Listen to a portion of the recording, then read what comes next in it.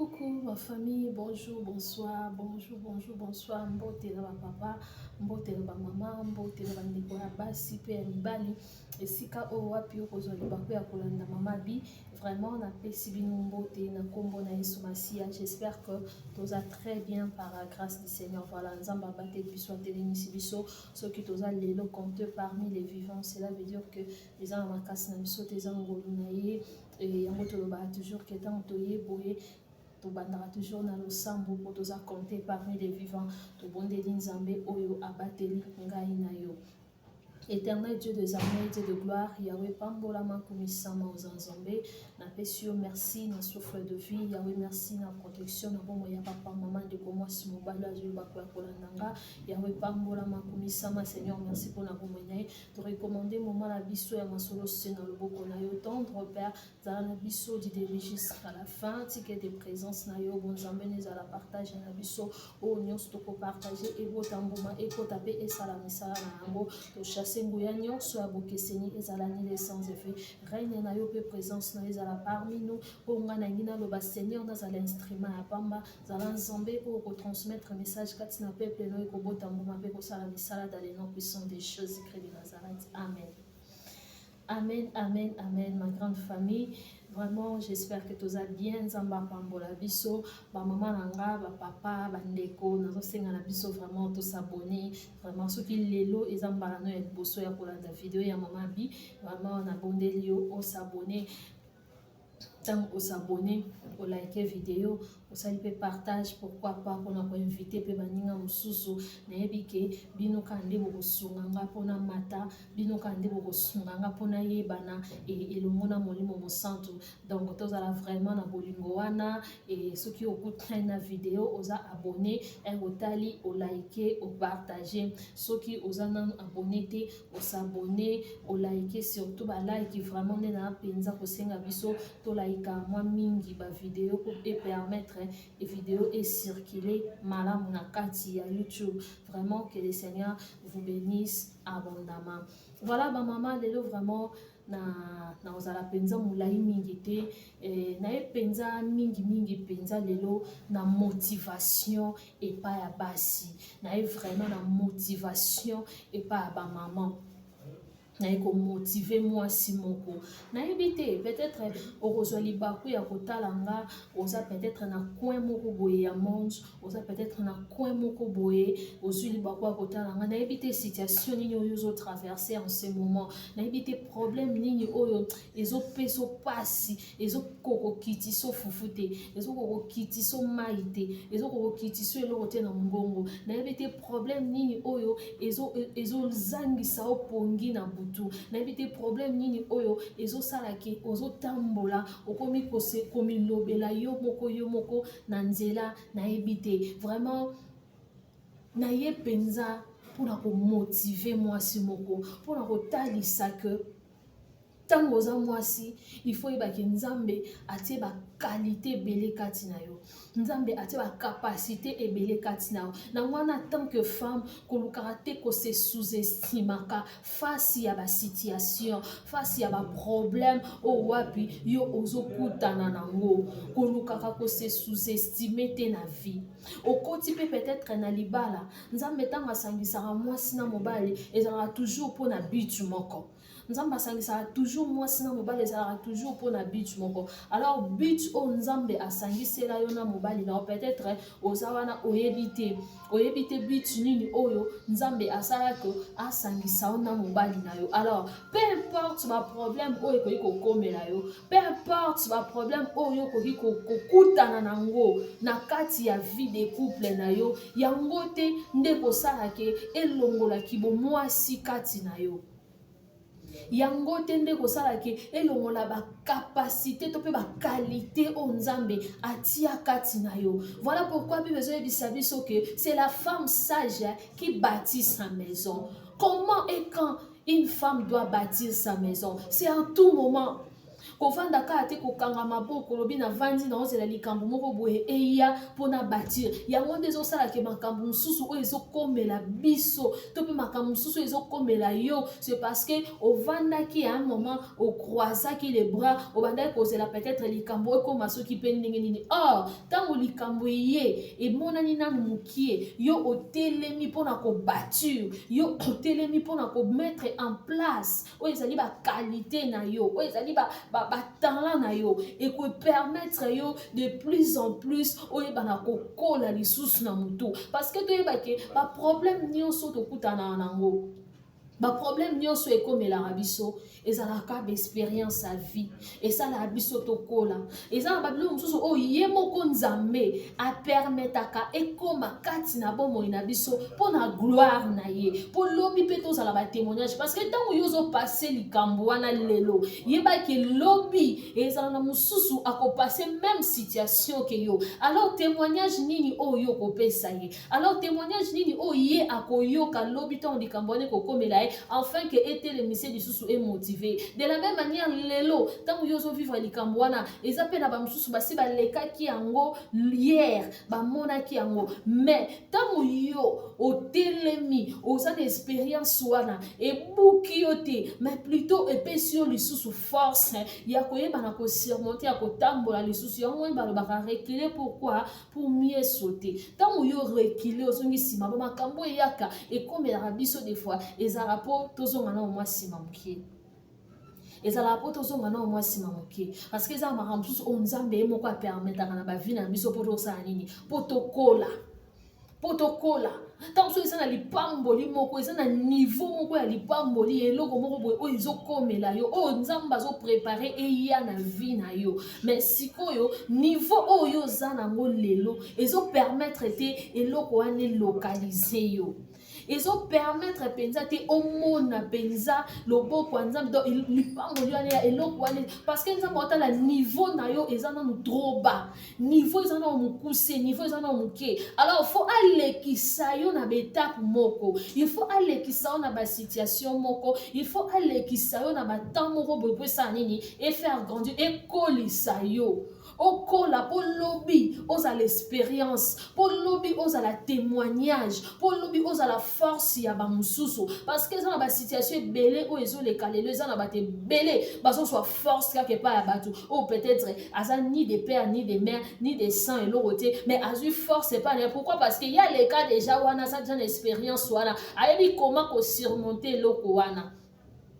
mais lelo tant sous situation moko oyo oza nango problème moko oyo ozo vivre lelo na yebite peut-être ezozangisa appétit ezozangisa yo pongi ezala maltraitance ezala comportement ya mobali oyo oza na ye ezala eloko songolo mama elongola yo ki mwasi te donc cela veut dire ntango oza mwasi zala mwasi tikala mwasi mpe koba kozala mwasi na badomaine nyonso comportement ya mobali te elongolaki mwasi na yo comportement ya mobali te esalaki ose sous-estimé comportement ya mobali te esalaki olongola ba qualité o nzambe atia kati na yo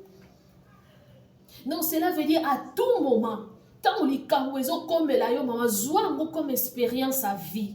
zwango lokola expérience à vie oyebi ke likambo ndenge ekomelinga boye na surmontango donc dans surmontango ndenge nini yango tolobaka toujours une femme faut toujours être une femme spirituelle parce que quand tu es une femme spirituelle le Saint-Esprit est là et il sera toujours là pour na orienter yo pour na révéler yo parce que ça na basi ebele au moins attend sous likambo ko elinga ekoma ya sa monaki yango donc au sentir que moi si moro boyeko ana relation na Saint-Esprit aza moi si moro boye oyo penza avandisa bonzambe kati na ye donc Saint-Esprit a permettre te artika te likambo oyo ezoya ye aye bangote d'une manière ou d'une autre azala toujours révéler pe oyeba likambo oyo ezosala nini ezolinga eya ekomela ye donc cela veut dire une femme faut aussi être une femme spirituelle. Tant que la spiritualité est moins mingi katina yo, yango nde esala ke ozala motivé, yango nde esala ke loro moko te esala nini e buko mapeka, ezangi soit petit, ezangi so makambo ebele, pourquoi parce que le ko ane komeli yo. Moi si zala moi si tikala moi si na ba domaine nyonso a vie. eloko moko te oyo ekokomela yo elongolaki bomwasi na yo. Lelo mpe tozomona bandeko basi ebele bazala perdu à cause ya badéception. Mobali adesevranga, mobali asalanga boye, yango wana esali lokola esali boye na ozala susu mwasi te na mikomisi mobali lokola esali boye nga mibali mpena na no. Na ka nyonso fo koyeba exception ezalaka kaka na mokili oyo nde toza boye. Ya des hommes oyo babangaka nzambe, eza na bato oyo babangaka nzambe oyo bapesa vie na bango na maboko ya nzambe. Alors ntango peut-être yo ozwi déception quelque part, kosatande te ke bato nyonso tu wana baza ndenge moko. Donc ntango nzambe akela yo mwasi, c'est parce que ayebaki ke oza na bakalite okokutana na baproblème oyo yo koyeba na ko résoudre. Kokanisa te keza na esika oyo nzambe otia yo po ayeba ke yo okoka te, jamais. Yango wana bomona nzambe afongola biso misu te po na révéler biso babiloko mosusu po ayebi ke niveau oyo toza nango soki abi afongolo misu omona babiloko mosusu oyo banda okimaka mbangu dans les vides. Donc cela veut dire que tant nzambe atie yo na esika moko, tant nzambe apesi yo eloko moko po ayebi ke okoka, po yebi ke okoka ko résoudre yango, okoka kosala yango, okoka penza ko surmonter yango, okoka. Et pourquoi ça va maladie mususu on a mutabeli maladie mususu il a âge oyo pena maladie oyo eza maladie ya âge na ye tant mususu mutabeli maladie ana pa biki. Nzamba permettra babilo mususu ekomela biso bongo ezala témoignage, ezala motivation, ezala façon ya biso ya koyeba siko banani oyo tosali nini oyo tozali. Moi ça me ma 9 mois na libo mobala me ma 9 mois te. Eza biloko o nzamba établissa tia ninga pesa na pourquoi parce que atalisa yo combien tu es forte. Moi ça va être faible te. Moi ça va forte. Oza penza être moko forte o bilo mususu oyo osala mobali akoko osala ngota osala ngota ya nzamba tia ngokati na opala tsa OK oza être cher oza forte. Alors ozwa siko ba force wana mettre ngo en place, zwa siko ba qualité wana mettre ngo en place, zwa siko biloko wana nyonso vandisa yango pe mi tala que je vais surmonter sala tala ke na kolekelo ko na ko sala yango eloko moko te o ekomela biso na vie ezala ça casarte azar ezalate. Donc cela veut dire que ba onyo se kombe la rabiso et permettre rabiso to kola et permettre ka expérience kat na biso. Combien batu to mona ba telema ba pesa ba témoignage na bango mona ke témoignage moko puissant muta pesa témoignage mais pendant qu'azo pesa témoignage ba miracle ezo salema pendant qu'azo pesa témoignage batu bazo zala guéri batu bazo zala délié ba biloko wana pezo lo kwa kasa batu. Pourquoi? Parce que nzamba permettra biloko wana ko yebi ke lobby eza délivrance ya batu. Donc cela veut dire situation où yo vivre le zwa ngolo kwa délivrance ya mutu moko songolo lobby. Alors siko loko eza ya mutu moko songolo koloba te ke e buka yo e lembisa yo ou bien esala osoki nini po eza na intérêt na non eza na intérêt na parce que ils ont rendre yo plus forte que jamais. Ils ont rendre yo plus forte que jamais. Donc cela veut dire que moi si ko baisser les bras te na éviter situation nini ozo vivre na éviter loko nini ozo lekisa en ce moment na éviter problème nini o peut-être ezo sangiso pongi na buto ezo ko kito mai na fufu na ngongo ozo lala te ozo sala ba nuit blanche ozo lela mais telema non pas je suis plus forte. Je suis plus forte que l'oko parce que babiloko est comme la biso biso moronde to sala de façon que est dominé biso maintenant yoza mutu babili kambe comme la kamuté comme la nyamate ba nyama pe peut-être ba sana makana ko ba kana ba mais o ya biso ezala toujours ya biso nzamba tiango pa na biso parce que biso to abatu to ko surmonter yango mais ba nyama ba ko kate. Donc cela veut dire tant nzamba permettre to se poser la question des fois ah Seigneur pourquoi tu m'as abandonné? Nous avons besoin de tikinga. Nous avons besoin de nini permettre. Ba question les kabiso tellement ébélé. Mais tant que tu télémaka, tant que yemo repé nzamba télémaka, ne sika tu as qu'à comprendre que nzambe azaka nzambe batuna yemi tunate. Pour elo nyonso o ya sala kaya malamu pour na intérêt na biso. Elo ko nyonso o ya sala kezaka toujours malamu pour na intérêt na biso. Ils auront toujours malamu pour l'intérêt na biso. Pasi ya lelo esengwa lobi. Ya lwa mwasi aza zemi ya 9 mois. 9 mois eza mokete ane mobimba toza na 12 mois. Siko omemi pendant 9 mois. Donc osali presque olekisi na katikati ya ne na kokumba zemi. Nausée zawana, vertige zawana, maux de tête zawana, ba douleur ya mukongo zawana, makoloko vimbe zawana, ko sanze zawana, ko boya biloko zawana, mai kutu tantu soso ko même ko sukola te ko kitisa na ngongo te. Donc makambo ebele. Donc zo mona ka neti mo peno tali peno bi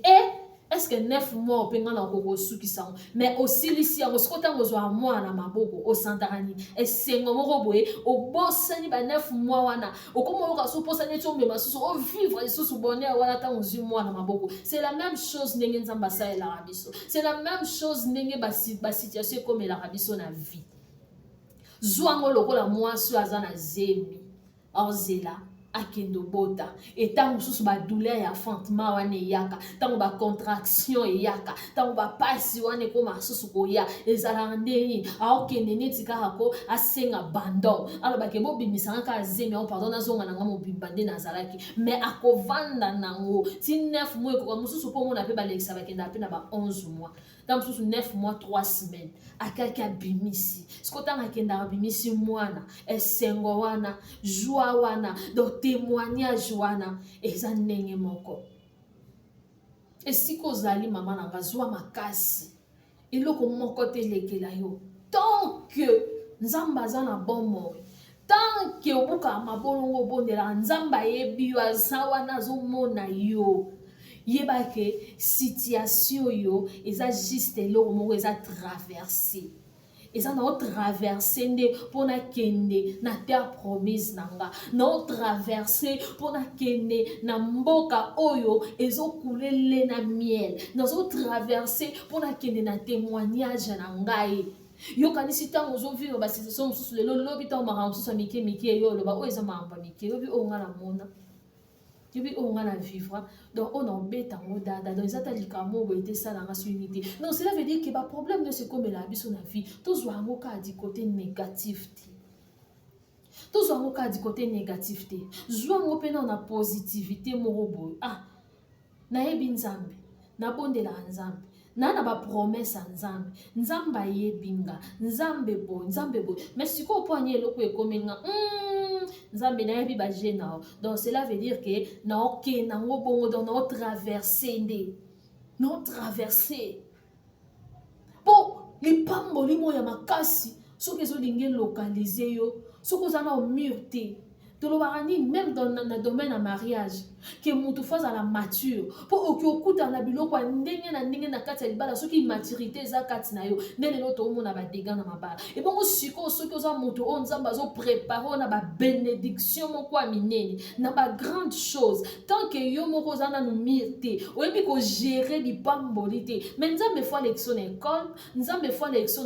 na nini na formation nzambe fo alekisi na formation po oyebaki elobi ntango kozwa ngo esala nini ezala témoignage oyeba malamu ko gérer yango o perdre yango te pourquoi parce que olekaki na école même vie soki totali nature même ezo enseigner biso mwana ntango olobaki mwana komi na âge scolaire abandi classe tosotaka mbama te tobandi na humanité na secondaire ou bien na université tobandaka na maternelle donc tozokende étape par étape donc cela veut dire yebaki likambo ozokutana nango au fur et à mesure yo ozomona ondire ezokende kosagrave non ozomata nde omata baniveau niveau ozali na maternelle première tant yo ozomona ngo eke ya munene nakomi na maternelle nakomi na première ti 6e nazwa nini oyo nasala teste nakende susu nazwa bac nakende na université nakende ozomona donc ezokende na kosagrave mais ozomata nde ezokende na kosagrave mais yo ozomata yo ozokanisa ondire qu'au fur et à mesure ezokende na kosagrave ezokende po acheve yo eke po acheve yo te or ezokende nde po ozokola niveau ezomata mpe ozokende wana ozokende vers réussite na yo donc cela veut dire situation moko te circonstance moko te ya mokili elongola yo kibomwasi. Quand tu es une femme, yebaki oza na ba solution, yo moko nde oza solution. Yo moko nde oza solution. Même na libala wana oza ba problème ozokutana nango, koloba te ke nayaka libala po libala e résoudre ba problème na nga nyonso ya vie ya mokili. Non, loba ke ngande kati na nga naza na ba solution ebele. Ngande kati na nga naza na ba solution ebele oyo na ko transmettre, oyo na ko pesa, esika oyo nga na onyata, esika oyo nga na kozala, place oyo nga na kokende, ngande na komema ba solution. Mais tango yo vandi, olobi ke awa na ya po e résoudre ba problème na nga, esika tokenda ko résoudre ba problème ezalaka na makolo ya Nzambe. Quand la makolo nzambe esika ba problème ezalaka résolu. Maintenant yo komi okoti place moko boy, okanisi ke place wana nde okei po ba problème no nyonso ya mokili eza résolu. Obanoza kaka dessus vi no mobimba, et au fur et à mesure oza la dessus, au fur et à mesure ozoti espoir na place moko boy, ezo affaiblir yo, no moni lelo batebele ba fingisa kombo nzambe, no moni batebele lelo ba yeba ba valeur na bango te, ayebi ba qualité na yete, ba sebele ayebi ba qualité oyaza na ngote, ayebi ba capacité onzamba tia kati na yete. Pourquoi? Parce que ya kendaki kuna po ayeba ki kuna ndazo kendo recevoir ba solution. Or abosani ke ye moko ndaza ba solution, ye moko ndaza solution. Maman soki tobito ke même na Bible soki totali na Proverbe 31 mois sur la femme vertueuse, ni bezo sabi so aza mois so bande ko la mukatongo, aza mois so bande ko vanda ta bande ko sala misala, aza mois si o mobanda bande ko sopele be loge belé. Pourquoi? Parce que moi si wana ye moko ayeba ki ke aza solution, aza na ba solution kati na ye. Donc aza na eloko te ke o ya ko vanda kanga maboko eloko ane kitele boy. Donc cela veut dire que même eloko ezo komele, il faut atelema, il faut atonga, il faut appeler sa ordre na ba servante na ye, il faut s'assurer ndako na ye. Même ba servante bazawana yé moko fa sala. Donc c'est que nga moko nde naza solution ya ba problème nanga, nga moko nde naza solution ya makambo ebele eza kati nanga eko bima kati nanga. Donc moi si déjà tango tie biloko wana kati na yo na esprit na yo, ozala moi si oyo okobanda na ko se sous-estimer te, okobanda ko se sous-estimer te, omona ki ba biloko nyonso e bando komela ba pena ba otala ba loba yango bina osala hango ndeni. Pourquoi baloba que derrière un grand homme se cache une grande dame? C'est qu'il y a une grande dame, une grande dame car oh, elle bien coiffée, très bien habillée, très bien maquillée. Non, une grande dame dans mon tout, une grande dame dans le cerveau, une grande dame dans l'âme, une grande dame dans l'esprit. Donc cela veut dire oh il y a ça là, oh il bimarakat, na une des autres qui grande dame naïe. Maman tu peux saper comme jamais. Tu peux te maquiller comme jamais, coiffer comme jamais. Mais quand tu n'as yo, ceux qui ont mis yébate, ceux qui ont la qualité, quand tu n'as ceux qui ont bimate, ou ils ont ça là qui est un grand messie, à moi, on a sur la bateau, et ça pamba. Non, cela veut dire que téléma. Téléma place aux appels, téléma loba je suis dans sa solution, dans sa solution katinanga, na ko se sous-estimer parce que l'homme moko ko lekelanga ezate et tant que nzambaza miyeba loba pourquoi nzambo kelanga moi si, pourquoi établissanga boy, pourquoi otianga katine sika oyo, pourquoi nzambe, pourquoi tant ozumi tout na ba question na ozumi zo ba solution, yango des rendra encore plus forte, yango des osala ke omi bali sous makasi. Situation morote lembisayo, situation morote beaucoup mapeka, situation morote longa ki bon moi sinayo. Alors femme, lève-toi, lève-toi. Téléma, loba naza solution, naza na ba solution. Tant nzamba tienga place pour yebi ke na okoka. Nzamba tienga mutu place te ayeba te okoka ngote. Non, jamais. Jamais.